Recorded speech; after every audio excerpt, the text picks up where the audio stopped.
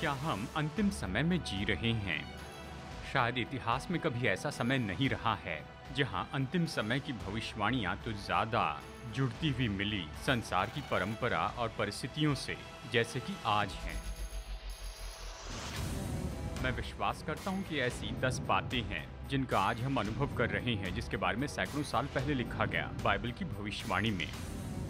इन भविष्यवाणियों की ज्योति में अपनी परिस्थितियों को देखते हुए ये हमें देती हैं उसका हल, उद्देश्य और आशा, और हमें सवाल का जवाब देने में मदद करते हैं हमारे आसपास के संसार के साथ हम क्या करें।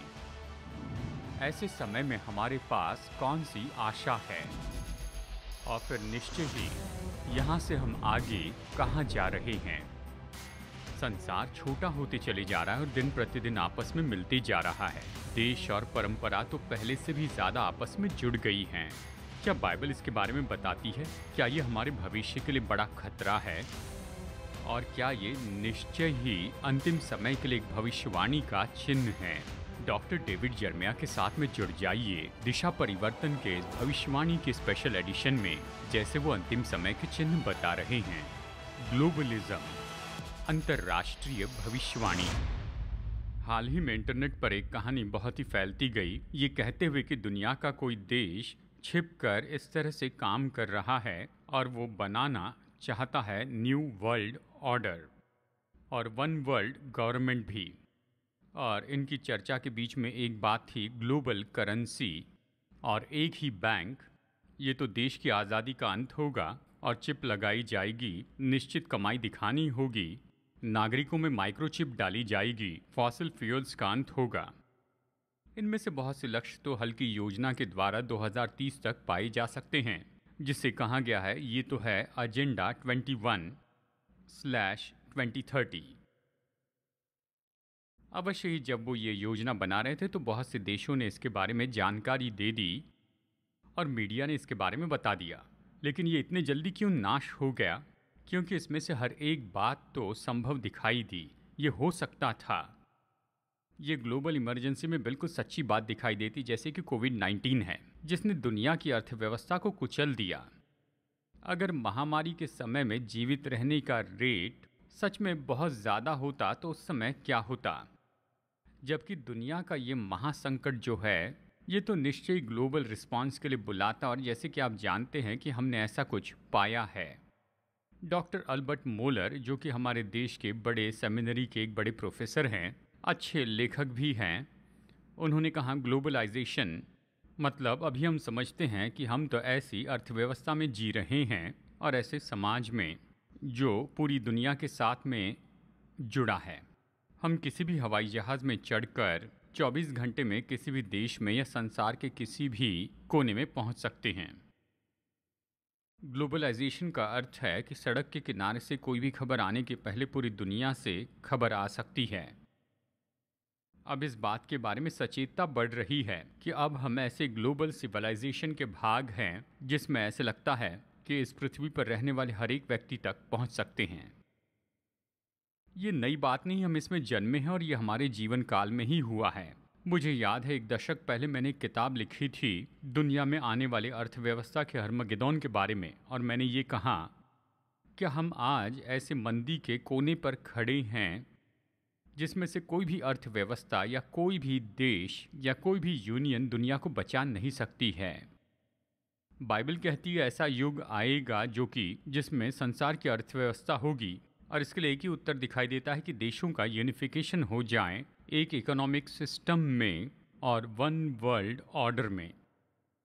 और मैंने ये कहा कि ये बढ़ते बढ़ते इस तरह से होगा कि ये तो धन और सामर्थ्य में बढ़ोतरी होती जाएगी, यानी देश में और संसार में। आज हम देखते हैं कि बहुत से बैंक आपस में जुड़ रहे हैं और धन के क्षेत्र पर नियंत्रण करते हैं, और बस हम यही सोचते हैं कि अगर एंटी क्राइस्ट इस बात के बारे में राह देख रहा है और बिल्कुल तैयार है कि इस परेशान संसार के सामने खुद को प्रकट करें। मैं तो बस यही कह रहा हूँ कि संसार तो बस छोटा होते जा रहा है हर एक बीतने वाले युग के साथ। आपस में जुड़ना तो बहुत बढ़ गया है। अगर सही परिस्थिति मिल जाए तो उसके रहने वाले तो वन वर्ल्ड गवर्नमेंट के शिकार होंगे। हाल ही के इन सालों में जो घटनाएं हुई जिसमें कोविड-19 था, उसने चर्चा को बहुत बढ़ावा दिया और इसने ग्लोबलिज्म की बातों को बढ़ावा दिया। तो इसका क्या अर्थ है? तो देखते हैं इसे निश्चित रूप में कैसे जान सकते हैं कि भूतकाल, वर्तमान और भविष्य में होने वाली घटनाओं को जान सकें। सबसे पहले इतिहास में क्या जानना है। आज हम ग्लोबलाइजेशन के बारे में क्या देखते हैं, जो बाइबल की भविष्यवाणी में बहुत पहले ही बता दिया गया था।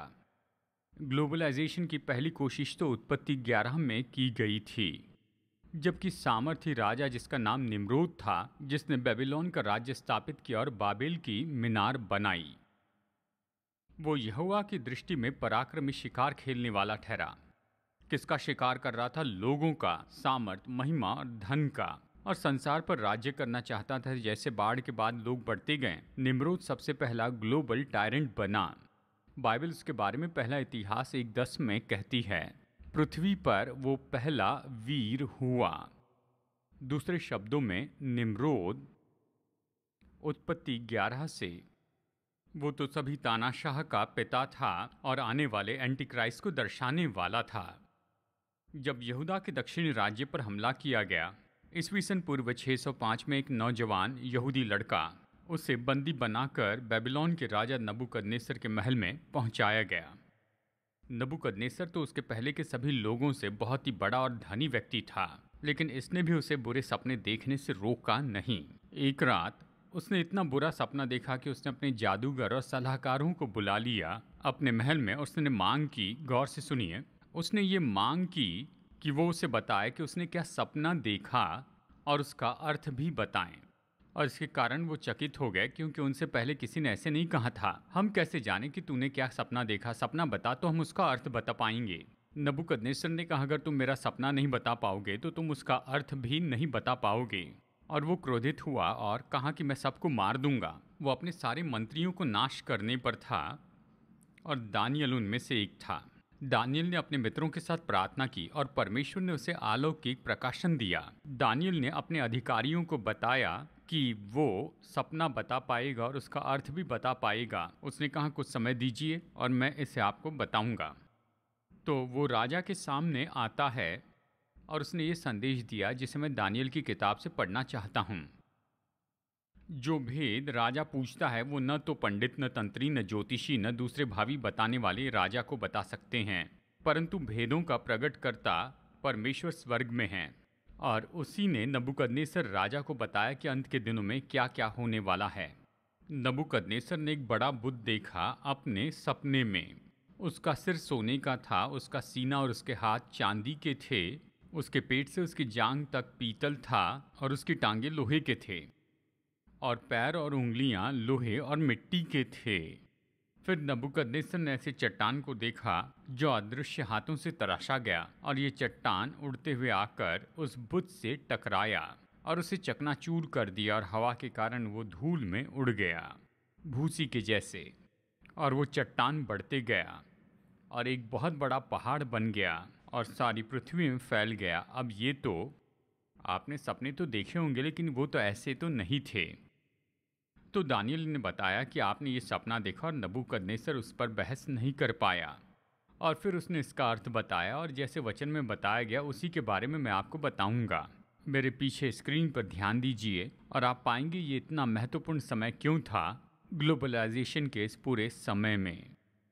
सबसे पहले दानियल ने कहा कि सोने का सिर तो बेबीलोन के राज्य को दर्शाता है, यानी ये तो ऐसा साम्राज्य था जो उस समय अधिकार करता था। उसने कहा चांदी का सीना और उसके 2 बाहें, जो कि अगले साम्राज्य को दर्शाता है, और वो है मीडो फारस। एक एक देश के लिए एक एक हाथ। पेट और जांघ पीतल के थे, जो कि संसार के इतिहास के अगले स्तर को बताते हैं, जो कि सिकंदर महान का ग्रीक साम्राज्य था। और उसके बाद में लोहे के पैर थे। कितने लोग ये जानते हैं? रोम के लोहे की टांगे, ये तो रोमी साम्राज्य को दर्शाते हैं। और पैर और उंगलियां तो उस साम्राज्य को दर्शाते हैं जो अंतिम समय में आने वाले हैं। और चट्टान, और ये जो चट्टान है वो तो पूरे इतिहास को नाश करने के लिए आएगा, और वो ऐसे ग्लोबल राज्य को स्थापित करेगा जो शांति और धार्मिकता का होगा। तो चलिए इसमें कुछ समय के लिए हम वापस जाकर इसे देखते हैं। निम्रोद के दिनों में परमेश्वर ने ग्लोबलाइजेशन में भाषाओं की गड़बड़ी लाई थी। और फिर बेबीलोन के उसी क्षेत्र में नबूकदनेस्सर ने उस समय के संसार को अपनी सामर्थ्य में ले लिया। और उसके बाद फारस आया और उसने भी वही किया, और ग्रीक लोगों के लिए सिकंदर ने भी वही किया, और फिर रोम आया और इन सारे साम्राज्य में यहाँ पर एक तरह से ग्लोबलाइजेशन हुआ, पूरे संसार पर अधिकार करना हुआ, पवित्रता के बिना और परमेश्वर के भय के बिना।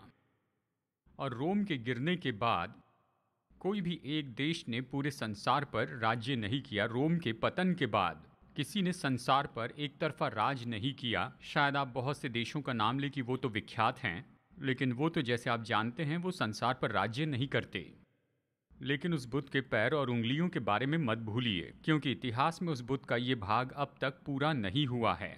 दानियल के अनुसार भविष्य में फिर से एक संसार में एक सरकार की कोशिश की जाएगी, और ये तो पुराने रोमी साम्राज्य का फिर से नया अवतार होगा। ये तो 10 राजा या फिर राज्य को एक साथ जोड़ने से होगा, जिन पर निम्रोद के जैसा तानाशाह अधिकार करेगा। पर यह ज़्यादा समय नहीं रहेगा, परमेश्वर इसे खत्म कर देगा यीशु मसीह के दूसरे आगमन के द्वारा। दानियल के दूसरे अध्याय की इस एक भविष्यवाणी में यहाँ पर पूरी तरह से भविष्यवाणी है कि संसार भविष्य में कैसे दिखेगा और वो किस तरह से होगा। ध्यान दीजिए, ये इतिहास में है, भविष्यवाणी है, और अभी हम उसके बीच में है। मतलब मैं नहीं बताना चाहता ये 10 देश कौन से है, क्योंकि ये 10 देश नहीं कहता, ये 10 राजा कहता है। ये 10 प्रभावी लोग हैं। लेकिन यूरोप में जो हो रहा है उसे देखे तो यूरोपीय देश आपस में मिल रहे हैं। ये तो प्राचीन रोमी साम्राज्य को एक बार फिर से खड़ा करना है। और बाइबल कहती है कि जब ऐसा होगा तो हम युग के अंत में होंगे, और कुछ बहुत ही मुश्किल ऐसा होने वाला है। चलिए अगली बात देखते हैं। इतिहास से क्या जानना है, इतिहास के अंत के बारे में क्या जानना है। दानियल की किताब में हमें बताया गया है कि इतिहास के परिणाम के बारे में बताया है। हमारे आसपास होने वाली घटनाएं हमें कहीं ले जा रही हैं। पृथ्वी जैसे अपने घेरे में घूम रही है, वैसे ये भविष्य में आगे बढ़ रही है। ये तो प्रभु यीशु मसीह की घोषणाओं की ओर आगे बढ़ती जा रही है। आपके दिल को कैसे तसल्ली मिलती है कि हम कहीं न कहीं आगे बढ़ रहे हैं। ये ऐसी होने वाली संजोग की बात नहीं है। इसके पहले कि प्रभु 1000 साल के अपने राज्य को स्थापित करे, मनुष्य के द्वारा बनाए गए ग्लोबलाइजेशन का बड़ा हमला होगा, और ये तो महान क्लेश काल की ओर लेकर जाएगा जिसका अनुमान नहीं है। मैं विश्वास करता हूँ कि हम अभी उसके शुरुआत के स्तर में हैं, और जैसे आगे बढ़ेंगे इसे साबित कर सकते हैं। प्रकाशित वाक्य की किताब वो कहानी पूरी करती है जो दानियल ने शुरू की। ये दोनों किताबें जुड़वा हैं, पुराने नियम से और नए नियम से। प्रकाशित वाक्य 13 में हम ये पढ़ते हैं, हमें बताया गया कि पूरे संसार में इतनी व्याकुलता बढ़ जाएगी, तब शैतान व्यवस्थाहीन व्यक्ति को खड़ा करेगा जो कि निम्रोद के जैसे होगा। प्रकाशित वाक्य 13:1 में उसे एक पशु के रूप में बताया गया है। ये अध्याय हमें ह्यूमन ग्लोबलाइजेशन का पूरा चित्र देता है। ये पशु जो आएगा, जो कि नए रोमी साम्राज्य से आएगा। एंटीक्राइस्ट प्राचीन बेबीलोन को अपनी राजधानी होने के लिए फिर से बनाएगा, और वो संसार की सारी सेनाओं को एक साथ में जोड़ेगा और आखिरी बड़ी कोशिश करेगा कि परमेश्वर के चुने हुए लोगों को नाश करें, इस्राएल के लोगों को। अर्थव्यवस्था को ग्लोबलाइज करेगा, जबरदस्ती करेगा कि लोगों को चिन्ह देकर उनमें चिप डाल दी जाए 666 की संख्या से। प्रकाशित वाक्य 13:18 में कहता है, इस चिन्ह के बिना कोई भी लेन देन नहीं कर पाएगा, इस तरह वचन कहता है।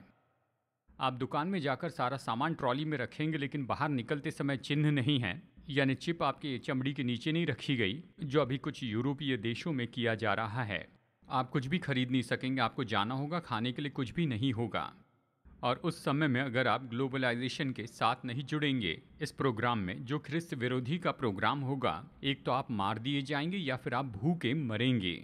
और जो सताव इतना फैल गया है वो तो हजारों हजार विश्वासियों का खून बहाएगा, और बहुत सा खून तो उस युद्ध में बहाया जाएगा जो सब देशों को एक साथ लाने के लिए होगा, और यहूदी लोगों को नाश करेंगे। और बिल्कुल उस पल में जब लगेगा कि कोई आशा नहीं है, जब आप मनुष्य के दृष्टिकोण से देखकर ये कहेंगे इस्राएल तो खत्म हो गया, नाश हो गया, तब मसीह यीशु वापस आएंगे, ऐसे चट्टान के जैसे जो संसार के इतिहास से टकराते हैं और सबको तीतर बितर कर देंगे। और ये सारे देश जो एंटीक्राइस्ट के साथ में रहकर सोच रहे थे कि वो महान हैं, वो नाश होंगे। बाइबल कहती है कि वो अधर्मी प्रकट होगा। वो कौन है? वो तो एंटीक्राइस्ट है, जिसे प्रभु यीशु अपने मुंह की फूंक से मार डालेगा और अपने आगमन के तेज से भस्म करेगा। कितनी अद्भुत घटना होगी।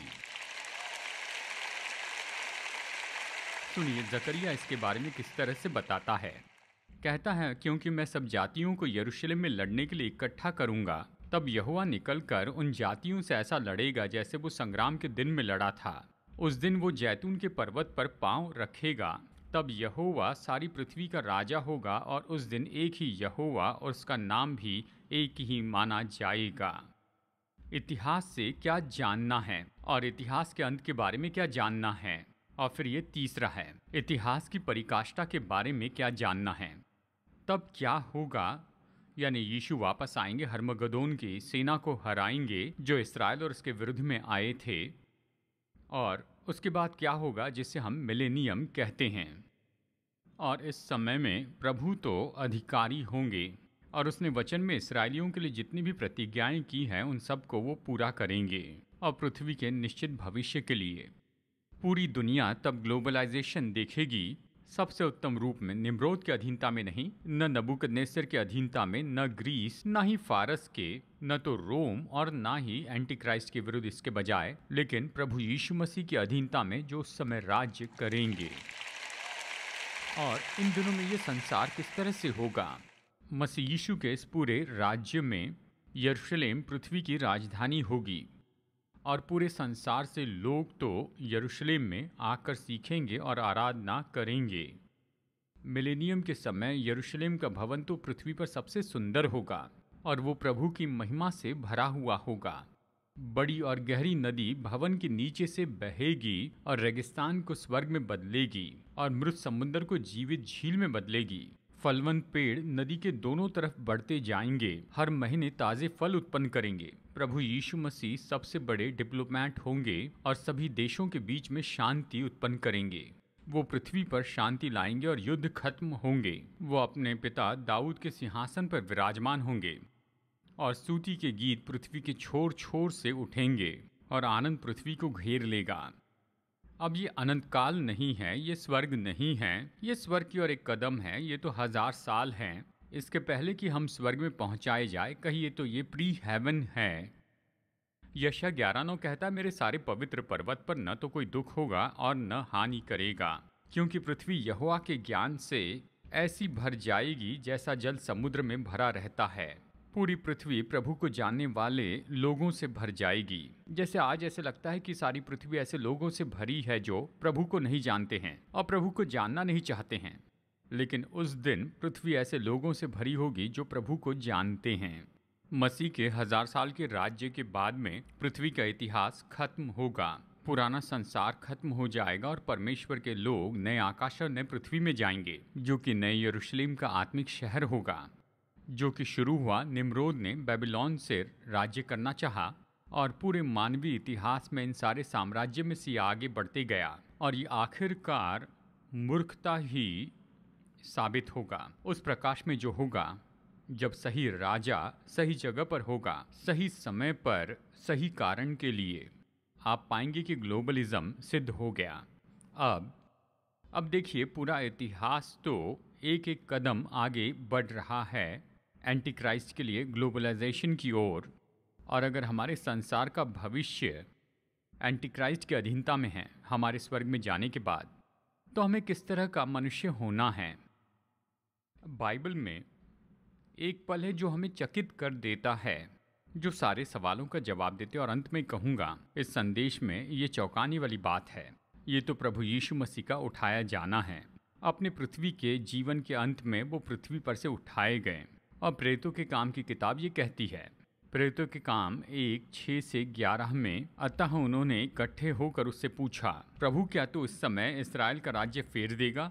उसने उनसे कहा, उन समयों या कालों को जानना जिसको पिता ने अपने ही अधिकार में रखा है तुम्हारा काम नहीं, परंतु जब पवित्र आत्मा तुम पर आएगा तब तुम सामर्थ पाओगे और यरूशलेम और सारे यहूदिया और सामरिया और पृथ्वी की छोर तक मेरे गवाह होंगे। ये कहकर वो उनके देखते देखते ऊपर उठा लिया गया और बादलों ने उसे उनकी आंखों से छिपा लिया। उसके जाते समय जब वे आकाश की ओर ताक रहे थे तो देखो, दो पुरुष श्वेत वस्त्र पहने हुए उनके पास आ खड़े हुए और उनसे कहा, हे गलीली पुरुषों, तुम क्यों खड़े आकाश की ओर देख रहे हो? यही यीशु जो तुम्हारे पास से स्वर्ग में उठा लिया गया है, जिस रीति से तुमने उसे स्वर्ग को जाते देखा, उसी रीति से वो फिर आएगा। यानी देखिए, यीशु को ऊपर जाते हुए देखा, ये वही यीशु होगा जिसे नीचे आते देखेंगे जब वो वापस आएगा कि इस पृथ्वी पर अपने राज्य को स्थापित करें ताकि अनंत काल तक राज्य कर सके। तो हमें इस समय में क्या करना है? जैसे हम राह देख रहे हैं उस आने वाले राजा की और उसके आने वाले राज्य की। सबसे पहले अपने महिमा पाए मसीह की आराधना करनी है। जब सब कुछ बहुत ही अजीब सा दिखाई देता है तो निश्चित कर लें कि आप प्रभु की आराधना कर रहे हैं। अनिश्चित समय में हम एक तो चिंता या आराधना कर सकते हैं, और मैं आराधना करने की सलाह दूंगा। जितनी ज़्यादा प्रभु की आराधना करेंगे, उतनी कम चिंता करेंगे उन बातों के बारे में जो आप नहीं जानते, क्योंकि वो इंचार्ज है और वो ऊंचे पर विराजमान है। तो फिर क्या मायने रखता है? क्योंकि हम निश्चय ही जानते हैं कि वो सब कुछ बिल्कुल सही करेंगे। दूसरी बात, महिमा पाए मसीह की आराधना करने के बाद यह है नंबर 2, उसके ग्लोबल मिशन को स्वीकार करें। चलिए मैं रुक कर यहाँ पर ग्लोबलाइजेशन के बारे में एक और बात बता दूं। चेले स्वर्ग की ओर देखते हुए उसी एक जगह पर खड़े नहीं रहे। यीशु के उठाए जाने के बाद वो केवल स्वर्ग की ओर देखते हुए नहीं रहे। स्वर्गदूतों की बात सुनकर वो यरूशलेम में लौट आए ताकि कुछ नया काम करें, ग्लोबल मिशन सुसमाचार का। जबकि संसार ग्लोबलाइजिंग की ओर बढ़ रहा है, हमारा एक मिशन है जो कि ग्लोबल है। मानव इतिहास में इसके पहले कभी ऐसा नहीं हुआ, लेकिन हमारे पास मौका है कि हर एक नगर में सुसमाचार ले जाएं, हर एक जाति में और हर एक भाषा में। उसने क्या कहा? सारे जगत में जाकर सुसमाचार प्रचार करो। इस तरह से हम सभी तो ग्लोबलिस्ट हैं। आमेन। सुसमाचार प्रचार की बात है तो हम ग्लोबलिस्ट हैं। सुसमाचार तो सभी के लिए है, हर जगह। हम जगत के लिए बुलाए गए हैं, हम पूरे ग्लोब के लिए बुलाए गए हैं यीशु मसीह के सुसमाचार के साथ। अगर आप आसपास देखें तो बहुत से लोगों को देखेंगे जो जीवन की उलझन में पड़े हुए हैं। जैसे समुद्र के ऊपर हवाई जहाज़ बिल्कुल खो जाता है, उनमें से बहुत से तो क्रैश हो जाते हैं। और हमारे पास सुसमाचार है, और अब तो पहले से भी ज़्यादा सुसमाचार बताने के साधन हैं। मुझे याद है कुछ साल पहले मैं गया था कोव में, एशविल नॉर्थ कैरोलिना में। ये बिली ग्रैहम की कोव है, वहाँ पर हमेशा कॉन्फ्रेंस होती थी। डॉन और मैं वहाँ एक हफ्ते के लिए सिखाने के लिए गए। मैं सिखाने के लिए तैयार हो रहा था। डिनर के बाद उन्होंने ये अनाउंसमेंट की, बिली ग्रैहम 90वां जन्मदिन मना रहे हैं और अगले हफ्ते वो एक ही समय में बहुत ज़्यादा लोगों को संदेश देंगे, जैसा आज तक संसार के इतिहास में कभी नहीं हुआ। वो प्रचार करने वाले थे 1 बिलियन लोगों को। उन्होंने इसे हुकअप किया था, इन सारे नेटवर्क से इलेक्ट्रॉनिक रूप में जोड़ दिया था। वो प्रचार करने वाले थे 1 बिलियन लोगों को जो उनसे वचन सुनने वाले थे। आप इसे ही ग्लोबल सरमन कहते हैं। लेकिन मैं रुककर आपको ये बता दूं, शायद हम ऐसा नहीं कर सकते हैं क्योंकि हमारे पास इतना सेटअप नहीं है। आज दिशा परिवर्तन पूरी दुनिया में जैसे जा रहा है, ये भी बहुत अद्भुत है। ऐसी जगह पर जहाँ पर मैं पहुँच नहीं सकता, ऐसी भाषाएं जो मैं बोल नहीं सकता, सुसमाचार प्रचार किया जा रहा है, लोग प्रत्युत्तर दे रहे हैं और मसीह के पास आ रहे हैं। हम ऐसी सेवा करने वाले बहुत से लोगों में से एक हैं। पर मैं यही कहना चाहूँगा, वहाँ सुसमाचार प्रचार हो रहा है क्योंकि इस चर्च के लोगों के पास ये दर्शन है। किसी ने मुझसे एक बार कहा था, ज्योति जितनी ज़्यादा दूर जाती है, घर में उतनी तेजों में होनी चाहिए। और हमें ज़रूरी है कि हम अपना फोकस मिशन पर बनाए रखें। प्रभु लोकल चर्च को आशीष देते हैं और उनके द्वारा वो दिशा परिवर्तन को पहुंचाते हैं कि ये लाखों लाखों लोगों तक पहुंचे। अगर आज आप भारत में जाएं, मैं टेलीविज़न पर प्रचार करता हूं और ये लिपसिंक किया जाता है, तो मैं खुद को हिंदी में प्रचार करते हुए सुनता हूं और मैं कहता हूं कि मैंने ये भाषा कब सीखी है। मैं ऐसी भाषाओं में प्रचार कर रहा हूं जिसके बारे में मैंने कभी नहीं सुना। इन तकनीकी अवसरों के कारण जो आते हैं, सुसमाचार के ग्लोबलाइजेशन के कारण। मिंजी जेल में थी, उत्तर कोरिया के लेबर कैंप में। आज़ाद होने पर उसने निर्णय लिया कि वो साउथ कोरिया की रक्षा करेगी चाइना से, और वहाँ पर उसने प्रभु यीशु मसीह का सुसमाचार सुना। लेकिन चाइनीज़ अधिकारियों ने जाना कि ये तो नॉर्थ कोरियन डिफेक्टर है और उसे फिर से जेल में डाल दिया। जेल में रहते हुए बस 1 महीने में मिंजी ने 2 शब्द देखे जो टूथपेस्ट के द्वारा दूसरे कैदी ने लिखे थे एक दीवार पर, और वो दो शब्द थे यीशु मसीह। उसने पहली बार इन शब्दों को देखा और इसके बारे में सुना और वो बहुत कायल हो गई। उसके संगी कैदी ने उसे सुसमाचार बताया और मिंजी ने नया जन्म पाया और जेल से आज़ाद होने पर वो साउथ कोरिया में वापस आ गई। उसे परसिक्यूशन वॉच डॉग ऑर्गेनाइजेशन ने ट्रेन किया। वॉइस ऑफ द मार्टर्स ने वो हर किसी को यीशु मसीह के बारे में बताना चाहती थी। ये तभी होता है जब आप अलग अलग परंपरा के लोगों तक पहुंचते हैं। वो अपनी परंपरा तक पहुंचना चाहते हैं। मैंने जीवन में पहली बार सुना कि सुसमाचार टूथपेस्ट के द्वारा प्रचार किया गया, लेकिन प्रभु हमारे जीवन में कुछ असामान्य कर रहे हैं और हमें चकित नहीं होना है। हमें दुनिया तक यीशु मसीह को लेकर जाने में और भी ज़्यादा क्षमता दिखानी है। चलिए मैं आपसे कहता हूँ कि शायद आप एक छोटे अपार्टमेंट में रहते हैं। शायद आपके पास केवल फ़ोन है या पुराना लैपटॉप है, आउटडेटेड है। आप कैसे इन साधनों का उपयोग कर सकते हैं कि संसार के दूसरे लोगों को मसीह के बारे में बताएं? कैसे सोशल मीडिया का उपयोग करें? बहस करने के लिए नहीं, पर प्रेम से परवाह करें और मसीह के बारे में बताएं। आप प्रभु के राज्य को संसार तक पहुंचाने के लिए अपनी क्षमता में क्या कर सकते हैं और आप किस सेवकाई की मदद कर सकते हैं जो अलग अलग प्रांतों तक पहुंचती हैं? आप किस मिशनरी को प्रोत्साहित कर सकते हैं? जब तक कि यीशु के आगमन में देरी हो रही है, हमें अपने राज्य, देश और दूसरे देशों तक जाना है और दुनिया के कोने कोने तक जाना है। परमेश्वर ने हमें सारे जगत में जाने के लिए बुलाया है कि सारे जगत में जाएं और सुसमाचार प्रचार करें और अपनी महिमा पाए मसीह की आराधना के साथ साथ और अपने ग्लोबल मिशन को स्वीकार करने के साथ हमें अपनी महिमा में आशा की अपेक्षा करनी चाहिए। प्रेरितों के काम 1 में यीशु के उठाए जाने को देखते हैं। यीशु तो महिमा के उन बड़े बादलों में छिप गए थे। तब 2 स्वर्गदूत आए और जैसे वो नीचे आ रहे थे और यीशु ऊपर उठाए जा रहे थे और उन्होंने चेलों से कहा, हे गलीली पुरुषों, तुम क्यों खड़े आकाश की ओर देख रहे हो? यही यीशु जो तुम्हारे पास से स्वर्ग पर उठा लिया गया, जिस रीति से तुमने उसे स्वर्ग को जाते देखा, उसी रीति से वो फिर आएगा। तो हमें कभी डरना नहीं है। यीशु जैसे ऊपर गए थे वैसे ही आएंगे और वो एक राज्य स्थापित करेंगे कि हमें दिखाए कि सब कुछ कैसे होना चाहिए था और फिर वो हमें अनंतकाल के घर में लेकर जाएंगे। तो इस बीच के समय में आइए प्रतिदिन उसकी आराधना करें और सुसमाचार को रफ्तार से ग्लोबल तक पहुंचाते जाएं और आइए उसके जल्दी से वापसी की अपेक्षा करें। आमीन।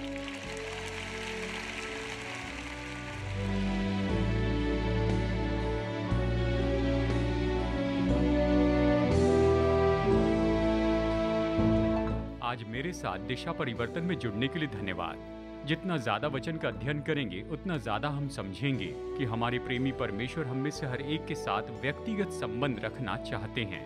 अगर आप ये संबंध शुरू करना चाहते हैं और निश्चित करना चाहते हैं कि आप मसीह के साथ अनंत जीवन बिताएंगे, तो बस आप अपने पापों से पश्चाताप कीजिए और यीशु को अपने प्रभु और उद्धारकर्ता के रूप में स्वीकार कीजिए। अगर आज आपने विश्वास का ये कदम उठाया है, मैं प्रोत्साहित करता हूँ अपना ये निर्णय दूसरे विश्वासियों को बताइए, भरोसेमंद सेवकाई को या लोकल चर्च को, और अपने विश्वास में निरंतर बढ़ते जाइए। प्रभु आपको आशीष दे। आशा करता हूँ अगली बार फिर हमारी मुलाकात होगी यहीं पर दिशा परिवर्तन में।